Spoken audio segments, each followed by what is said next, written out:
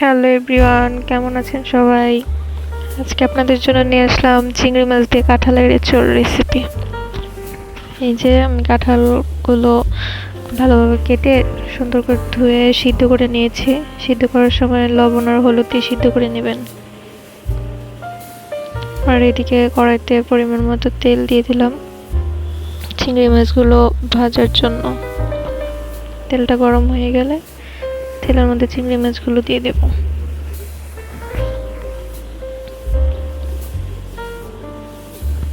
চিংড়ি মাছগুলো লাল লাল করে ভেজে নেব।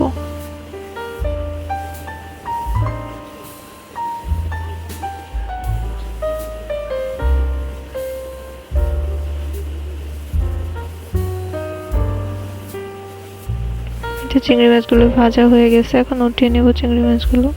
আর এদিকে একই তেলে আলু ভেজে নেব। আলুগুলো লাল করে ভেজে নেব।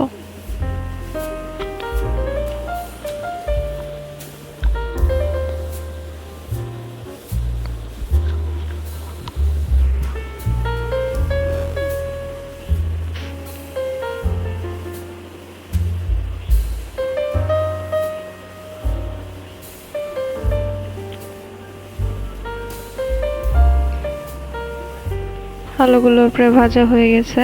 আর এই যে আমি চিংড়ি মাছগুলো উঠিয়ে রেখেছিলাম, আলুগুলো উঠিয়ে নেব। এদিকে তেলের মধ্যে দিয়ে দিলাম ঘি, তারপর ফোড়নে দিয়ে দিব শুকনো লঙ্কা আর তেজপাতা।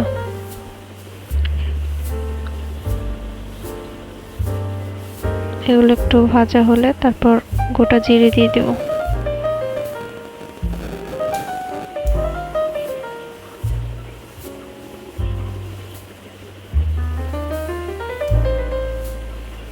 তারপর দিয়ে দিব পেঁয়াজ কুচি,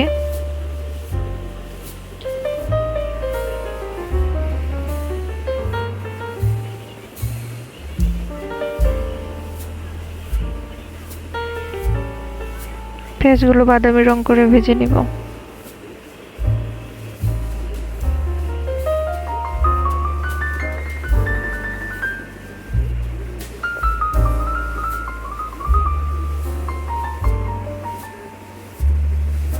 আমার পেঁয়াজগুলো প্রায় ভাজা হয়ে গেছে।